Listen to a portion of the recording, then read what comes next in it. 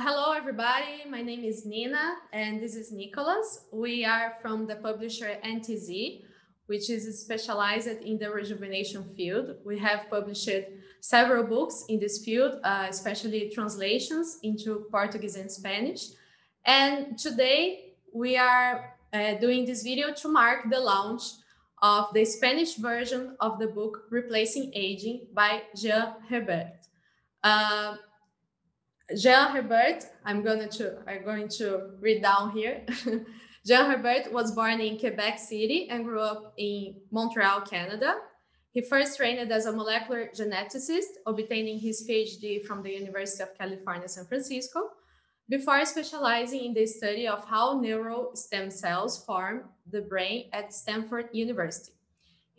He is now a professor of neuroscience and genetics at the Albert Einstein College of Medicine in New York, where he is developing ways to use replacement cells to repair and rejuvenate the brain. And so today we're going to talk about his book, Replacing Aging, which in Spanish is titled Reemplazando el envejecimiento. And just a summary of the book, Replacing Aging outlines how aging will soon be reversible as a result of the advances that are being made in regenerative medicine. Regenerative medicine is developing increasingly functional lab-grown cells, tissues, and organs that are being transplanted into patients today to treat diseases or repair damage. With continued improvements, cells and organs could be used in a more comprehensive manner to replace body parts and reset the aging clock to near zero. Even the brain can be progressively replaced at a cellular level over time without a loss of self-identity. Thus, this book heralds the day in the near future when, if we choose to, we will be able to live much longer and healthier lives as a result of replacements made possible by regenerative medicine. So Jean is here today with us. And a first question that I have for you, Jean, is could you first briefly tell us how this book came to be, what inspired you to write this book? Yeah, that's a good question. I started thinking about these things when I was very young, actually. And so writing the book, by the time, I was a couple of years ago when I wrote it, I already had everything percolating in my head. So it wasn't, it came very easily to write. But I guess the reason I wrote it was because there was this big gap in the field of longevity where researchers, scientists, investors were not paying much attention to regenerative medicine. Instead, paying attention to other approaches, more pharmacological based approaches, which again may have benefits for health, but will unlikely, for reasons I describe a little bit more at length in the book, really impact the aging process itself, which is independent of disease. So, although it causes disease, clearly. So I felt there was this big gap because regenerative medicine will clearly allow us in the near future to replace parts of our body. And when we replace an old part with a young part, it's going to perform a lot better, and it won't have age-related damage to all of its molecular components like the old tissue had. So clearly there's a lot of potential, and I would even say the solution to aging within regenerative medicine. But it was largely ignored. I think it's gotten a little better, but I think we still have a long ways to go. So I think much of the longevity field is still very much focused on, let's develop pills that we can take that will, cure aging. But I think the transition will occur to accepting replacement therapies more and more, but we're not there yet. In any case, I thought it was important to throw that out there in the field of longevity as, look, we need to be paying attention to regenerative medicine and organ replacements because there's tremendous progress being made in that field of regenerative medicine. Jean, You said in the book that this there is a problem exactly, and in the book and right now there is this problem regarding the focuses on the pharmacological approaches. However, there is the partial reprogramming technique, and this is not exactly a pharmacological approach. So I don't know if in this year, since the original publication of the book, something changed regarding that, but how do you see this emerging field of the reprogramming? Of course, you mentioned it in the book, how it can relate to the replacement approach. But I would like you to explore a bit the development of the reprogramming technique, and how it can fill some gaps that the pharmacological approach can't fill. Yeah, no, cellular reprogramming, like a lot of concepts in the longevity field, has value, but is often also misrepresented. So reprogramming is not rejuvenation, it's de-differentiation of cells, which can have some applications and benefits to replacing tissues that are damaged, for example. So, there was an example from David Sinclair's lab where he showed the optic nerve regrowth. Well, the regrowth occurred because the cells were de-differentiated, became a more embryonic state. And so then they were able to regrow their axons, because mature adult cells don't do that. They don't regrow axons. So, so those kinds of approaches can be, in fact, useful to replacing damaged parts of the body. But again, it's very different than rejuvenation. It's not reprogramming a cell, does not get rid of any of the damage that has occurred in the cell's environment.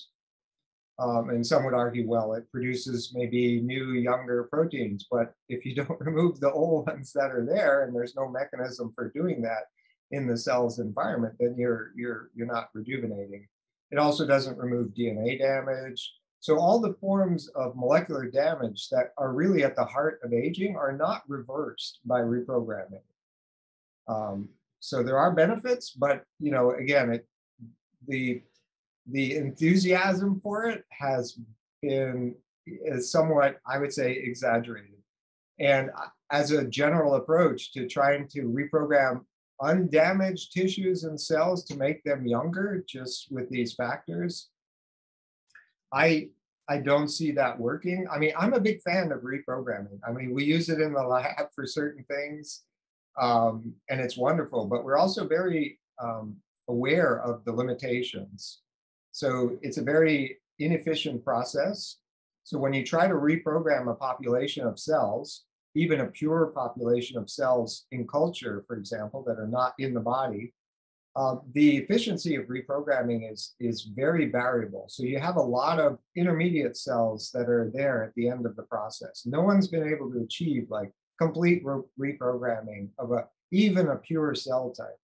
Now imagine trying to do that in any tissue of the body where there's dozens of cell types for each tissue, trying to get, you first have to come up with a way of very efficiently reprogramming each cell type, which would require a different rate or a different degree of de-differentiation to have it become more embryonic, and targeting those cells. And usually that's done with viral delivery or other methods, which can also be have a lot of nasty side effects. So the idea of using, and you wouldn't get rid of any of the damage, right? So again, you wouldn't be addressing the core of aging. So yeah, those cells might perform a little better for a little longer, but they're still going to hit that plateau of when there's too much damage, nothing will work. It's also clear from experiments done in many parts of the body that if you take very young embryonic cells with like young epigenomes and you transplant them in an old environment without replacing the old environment, the tissue environment, the extracellular environment, they behave like old cells. So, again, it's pretty clear that there are very big limitations to cellular reprogramming that are largely ignored right now. So again, it has some uses, and we foresee that those uses will be important in some cases for tissue replacements in conjunction with tissue replacements. But on its own, I'm not the only one who sees these limitations, right? Anybody who works with this sees these limitations. Okay. So you talk, obviously, the focus of the book is replacing old organs and old tissues with new ones, usually also using tissue engineering, lab-grown organs. And you also talk a lot about the brain, about replacing the brain. And so I want to ask you, because nowadays people consider like organ transplants a normal thing, like everyone has heard about it. But that's not the same when it comes to the brain. no one considers normal to transplant the brain. So you talk about this, how this would be done in this context of rejuvenation in the book. So could you just briefly like give a teaser of the book and talk a bit about the brain transplantation? Yeah, in the book, I entertain two general approaches. One is more a cell-based approach for replacing cells in the brain, and the other is more of a tissue approach. And I discuss the pros and cons of both. And the reason they're different, tissue versus cell, is because when you replace tissue, you replace not only the cells, but their extracellular surrounding, which again is where a lot of the damage accumulates and a lot of the problem exists when it comes to aging. So I think, since the time I wrote the book, I think it's become even clearer to me that the tissue replacement approach is the one that we're pursuing much more vigorously and the one that's more likely to work. And of course, yeah, you can't replace the whole brain at once. That's who we are. It's our self-identity. But there are a couple of misconceptions sometimes about what we need to do to replace the brain, even progressively over time, without losing our self-identity. One is that our self-identity is encoded in these very specific set of trillions of connections. And that's really not the case. The way the neocortex works, yes, it has, in the order of trillions of connections, but it's very plastic in how it encodes function. And this happens all the time, every day that our encoding changes. That's why we learn things. That's why we forget things. It's a very plastic substrate, in particular the part of the brain that we use to think, the conscious part of our brain, the neocortex.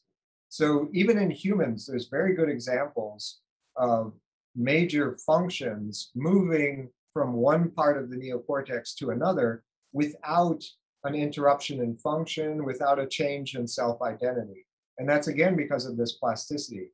It takes a while sometimes, so something even as complex as language can move to a completely new substrate in the brain without an interruption in function and without anybody noticing any difference in the person, including the person themselves.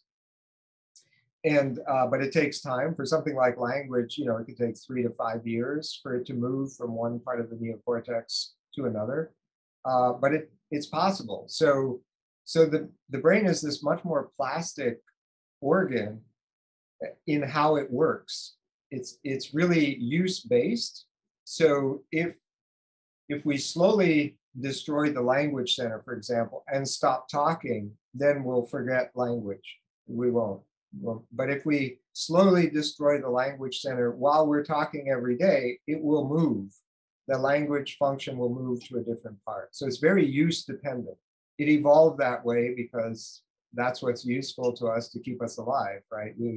We function, we focus on different tasks, then we learn, we get better at those tasks. You know, something's more important to us, we think about it more, we remember it better. So it's exceedingly functional and plastic. So that's the first thing. The other thing is that, although this misconception is pretty much gone by the wayside by now, I hope, is that you cannot get regrowth of connections in the adult brain. That used to be the dogma, and that's when people severed the connections or the axons between neurons in the adult brain and saw there's just no way to get them yet to grow back, right? Well, you know, maybe reprogramming would be one way to get them to grow back, like we saw with the optic nerve. So there's an application. But in general, they won't do it on their own. But if you put embryonic precursors to those cell types in the adult brain, they do what they would do when we're young fetuses and newborns. They'll grow and project to the correct targets and you know, physiologically integrate with those targets. And so that, with plasticity, tells us that replacement, even of the brain, is possible if it's done progressively over time, allowing functions to move from old substrates to new substrates, and then removing the old substrates when they're not being used anymore. Sure. You wrote in the book also about the fact that, in your opinion, there are no genes that make the aging process. There are no aging genes.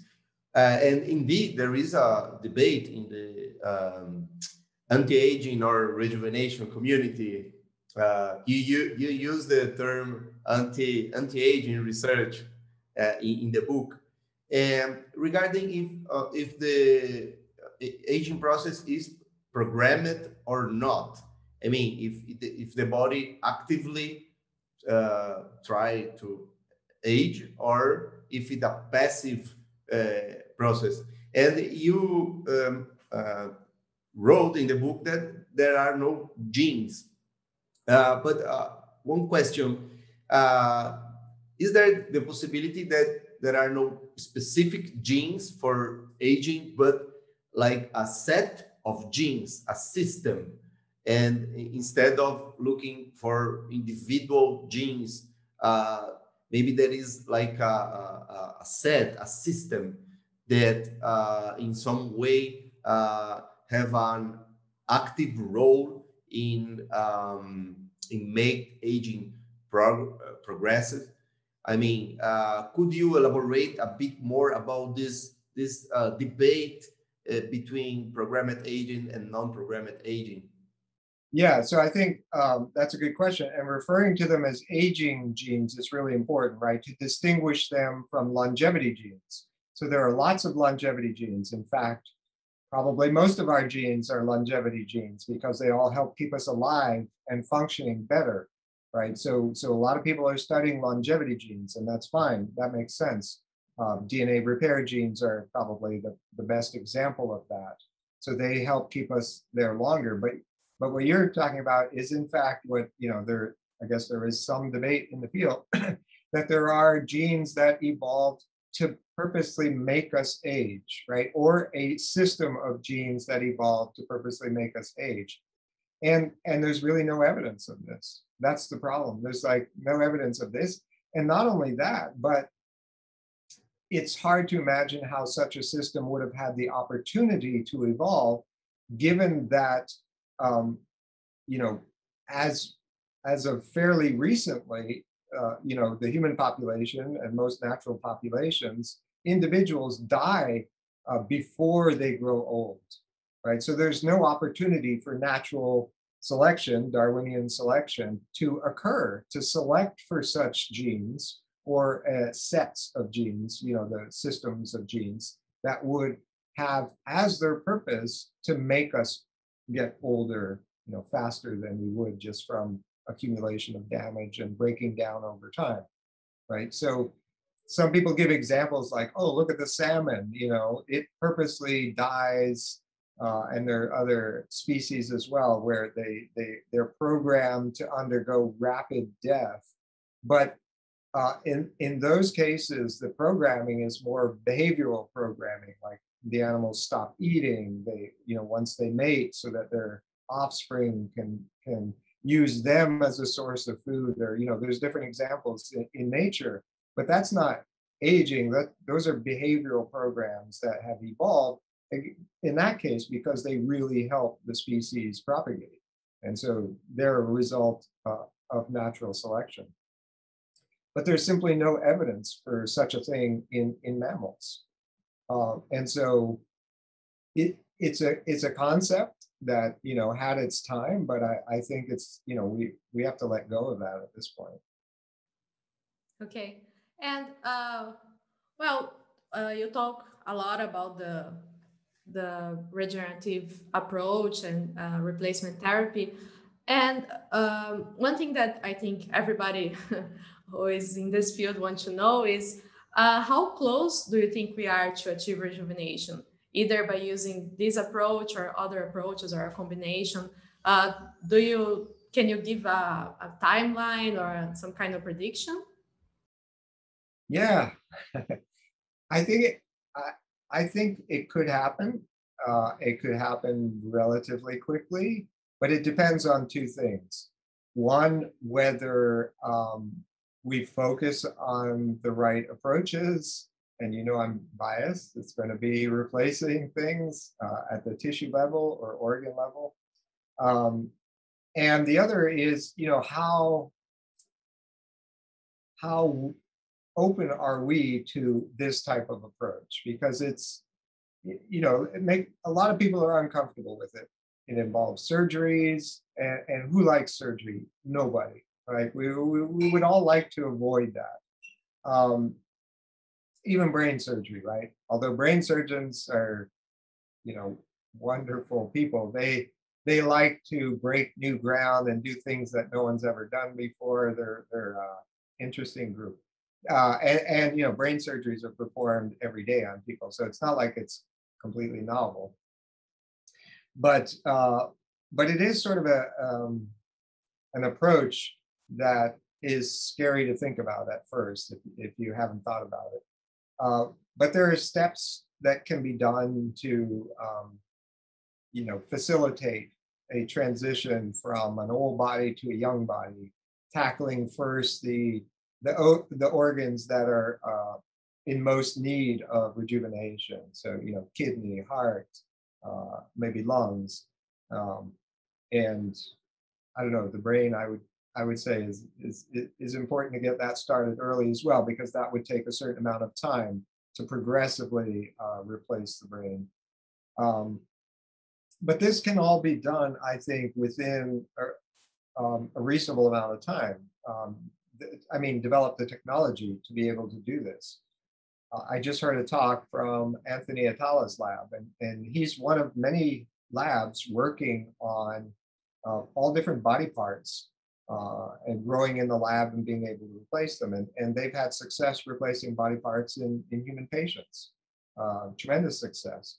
They're not easy things to do, though, and so they require great investments and persistence and effort.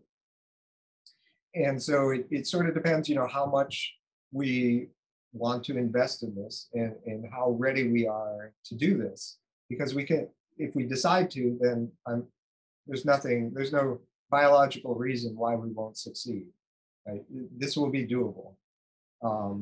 It's the same for what we work on. So replacing tissue in the brain, there are, every time we think about how we're going to do it, there's at least 10 different ways. And because we don't have the support or the funding, we have to test these sequentially rather than in parallel.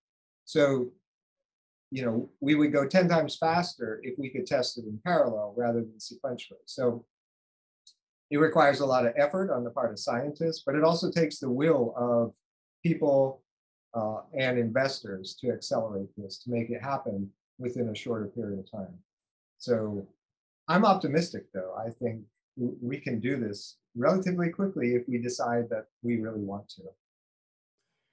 Yes, reading your book, I think there is an advanced praise by Albert Degree in which he says that replacing and repairing are similar things, but depends on the scale in which you are looking at. If you look microscopically, or it can be replacing, but if you look macroscopically, can be repairing. Yeah. And the opposite. No, I think is because the organ seems repaired, but it is repaired because you replace it tissues or Yeah. And I thought about an analogy regarding the repairing of the restoration, the repairing of paintings, ancient paintings. And Nina and I sometimes watch videos of people repairing paintings, old paintings, and you see the painting as if it were repaired, but in fact, when the video shows exactly what the job did that in the painting, you see that there is a lot of replacing, because they replace the materials, they replace the painting, the paint, they replace mechanism to fix the painting, and in the end, the painting seems repaired, but there is a lot of replacement there. It's a new young painting.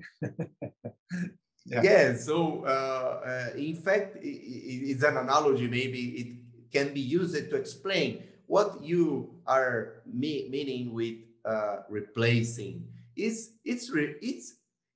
repairing, but using a lot of replacements.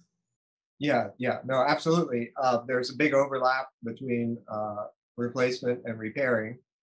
I think, though, that the important distinctions are at what level are you replacing or repairing? Are you doing it at a molecular level, a cellular level, a tissue level, an organ level, or the highest level would be like a whole body replacement. So what is going to work? What is going to be more effective? And Aubrey's been a trailblazer in this field. I mean, he's one of the few people who understands that if we do not deal with the molecular damage that accumulates over time, then we won't beat aging, period. And he's right. And so we largely agree. I think he's a little more optimistic about replacements at smaller levels, or repair at smaller levels, like a molecular level. I think that there's way too many forms of molecular damage that occurs to proteins, carbohydrates, lipids, DNA. And so some of those, to the carbohydrates and proteins, occur outside of cells. So there's currently no enzymatic machinery that exists in life that will specifically target that damage and repair it. And so being able to repair these things, all these forms of damage at the molecular level without interfering with normal processes seems to me impossible.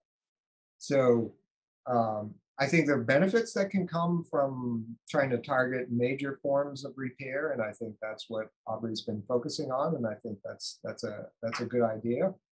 But I think the simplest way to repair all the forms of damage is to do replacements at the tissue or organ level. You get rid of all the extracellular damage, all the cellular damage, of all the types of macromolecules, all in one shot. Right? Because when we grow organs in the lab or tissue in the lab, it's from embryonic cells that are very undifferentiated cells. And we can do quality control on them so to make sure they have no DNA damage or other forms of damage. And we make a pristine, new, damage-free organ or tissue. Right? I think this is going to be ultimately what's going to work. So that level of replacement. So yeah, replacement, repair, big overlap conceptually, but it's all in how we plan on doing it. Right. Another thing in the book, you defend transplanting several organs at the same time or in a short period of time.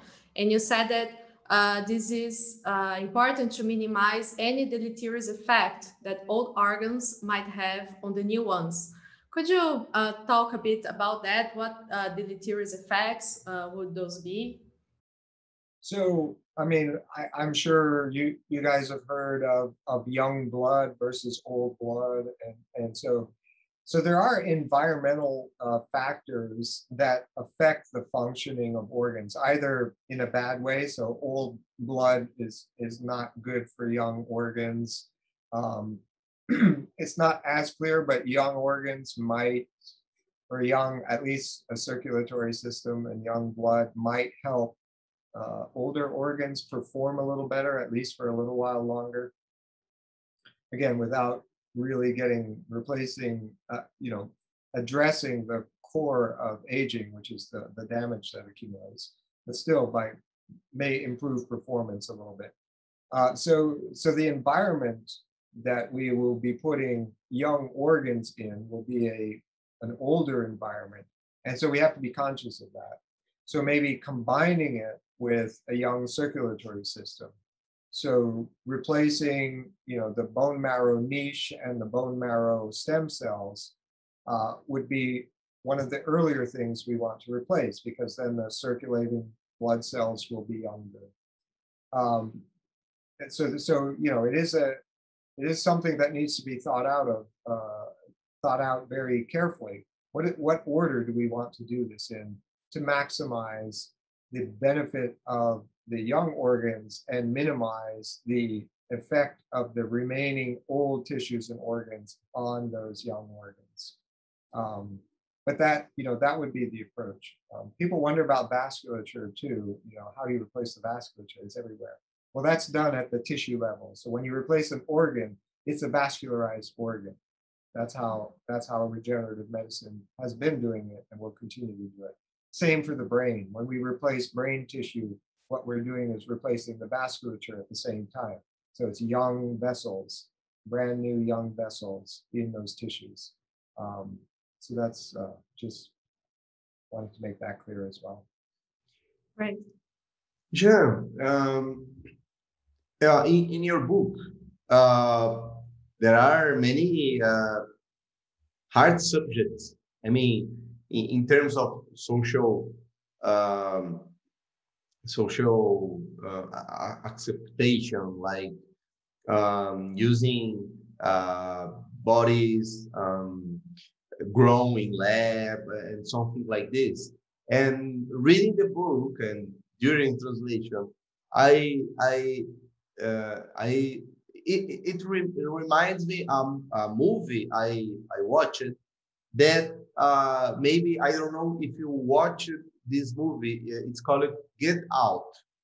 It's a movie in which some of the techniques you proposes are used, but they are used in a unethically way. So if you want later, look for this movie. It's called Get Out. Yeah. I think I saw it, yeah. Maybe you know what I'm talking about. It was great. Yeah.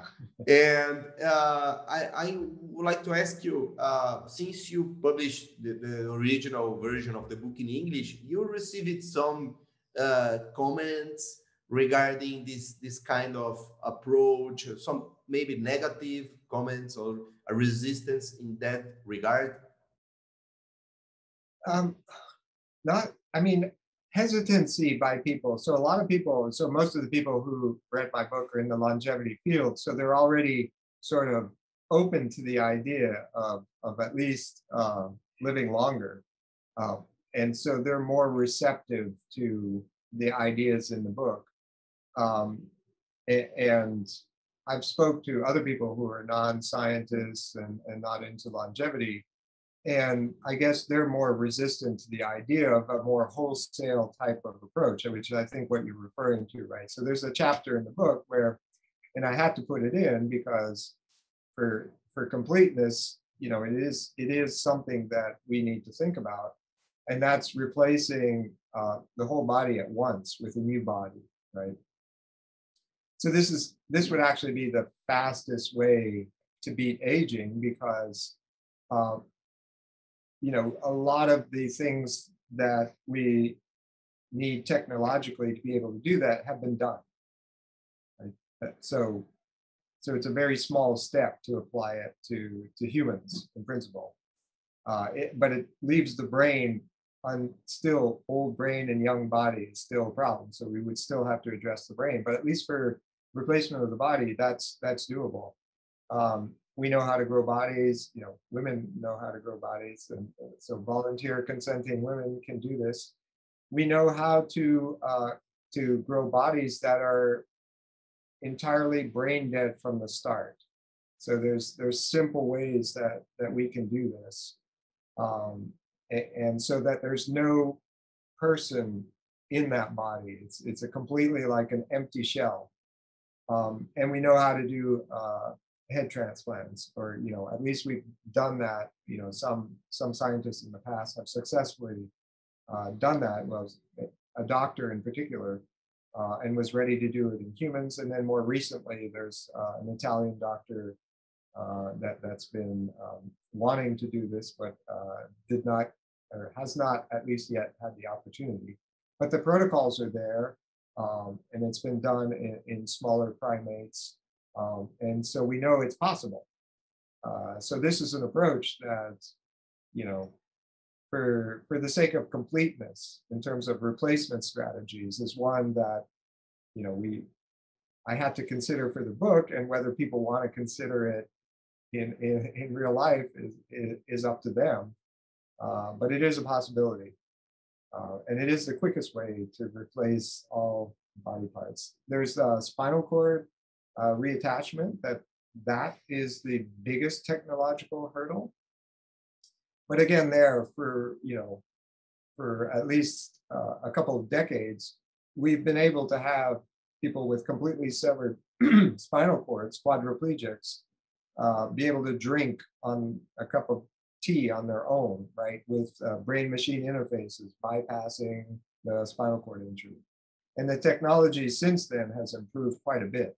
Neuralink, Elon Musk's, one of his companies, right, has been developing these much smaller, more portable devices, brain-machine interfaces that allow for movement of body parts without going through the spinal cord. So even that is something that is, you know, on the verge of happening. So, you know, I have that chapter in the book that is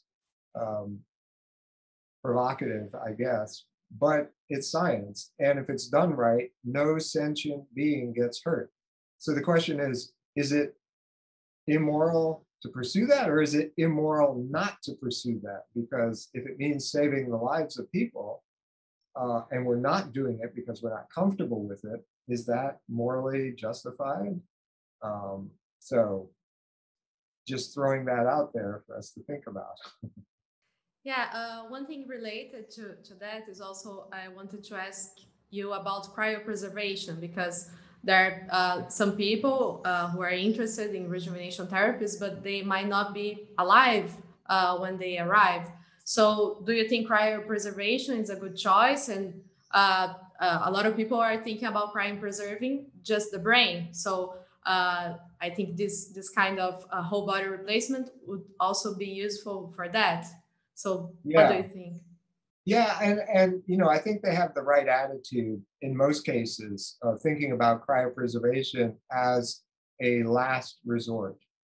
Um, Primarily because, you know, we can freeze things or vitrify, you know, brains, people, but we don't have the technology and we don't know what the technology will look like to reanimate these tissues. So it's a bit of a leap of faith to do this.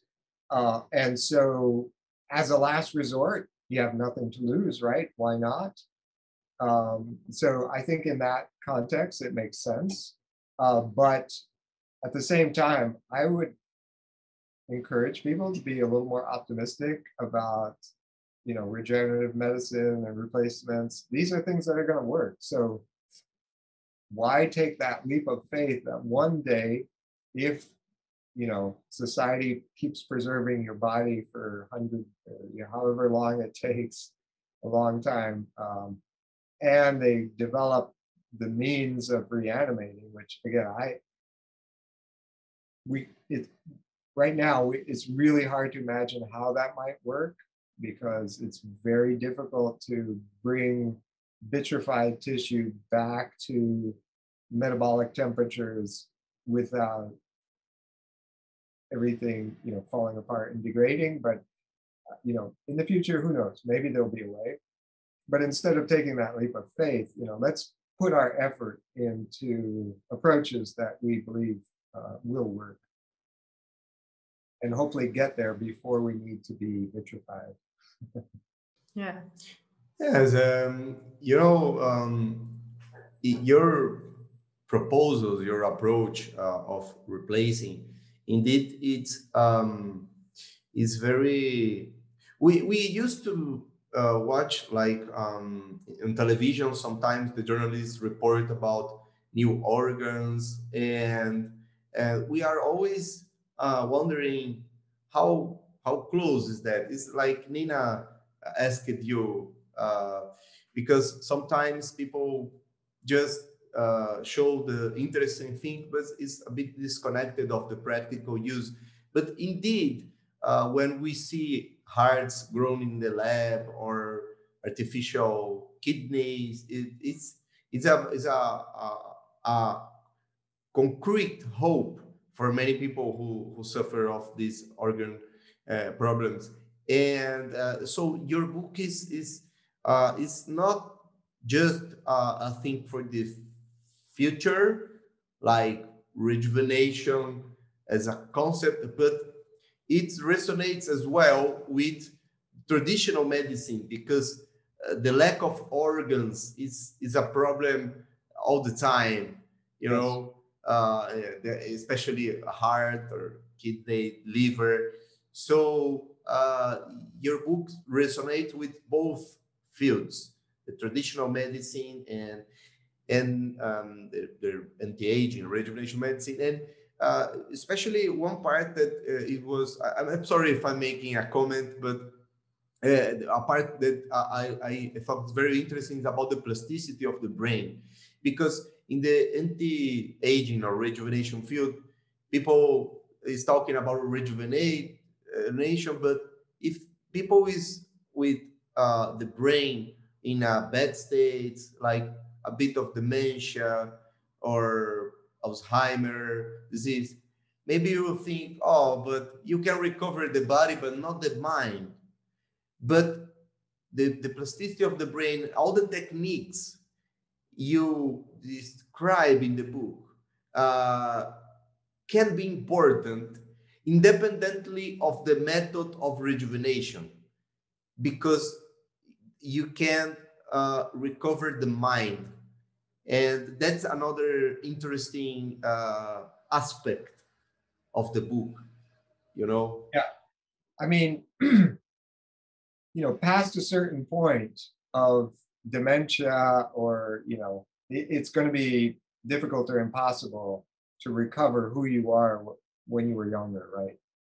You have to, these tissue replacements will work to preserve who you are, not to recover who you were, right? There's no way, unless somehow you can, in Alzheimer patients, there are moments of lucidity. So some of you is still buried in there.